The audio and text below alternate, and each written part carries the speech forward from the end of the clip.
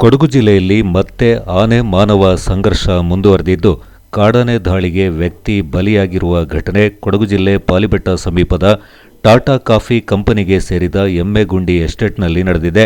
ಸ್ಥಳೀಯ ನಿವಾಸಿ ಚೆಲ್ಲಮೇಸ್ತ್ರಿ ಎಂಬುವರೇ ಮೃತ ದುರ್ದೈವಿಯಾಗಿದ್ದಾರೆ. ಚೆಲ್ಲಮೇಸ್ತ್ರಿ ಮುಂಜಾನೆ ತೋಟದಲ್ಲಿ ವಾಕಿಂಗ್ ಮಾಡುವ ಸಂದರ್ಭ ಒಂದು ತೋಟದಿಂದ ಮತ್ತೊಂದು ತೋಟಕ್ಕೆ ದಾಟುವ ಸಂದರ್ಭ ಆನೆ ದಾಳಿ ನಡೆಸಿ ಕೊಂದು ಹಾಕಿದೆ. ಚೆಲ್ಲಮೇಸ್ತ್ರಿಯ ಮೃತದೇಹವನ್ನು ಸಿದ್ದಾಪುರ ಆಸ್ಪತ್ರೆಗೆ ರವಾನೆ ಮಾಡಲಾಗಿದೆ. ಘಟನಾ ಸ್ಥಳಕ್ಕೆ ಅರಣ್ಯಾಧಿಕಾರಿಗಳು ಹಾಗೂ ರಾಜ್ಯ ವನ್ಯಜೀವಿ ಮಂಡಳಿಯ ಸದಸ್ಯರಾದ ಸಂಕೇತ್ ಪೋಯ್ ಅವರು ಭೇಟಿ ನೀಡಿ ಪರಿಶೀಲನೆ ನಡೆಸಿ ಕುಟುಂಬಸ್ಥರಿಗೆ ಸಾಂತ್ವನ ಹೇಳಿದ್ದಾರೆ.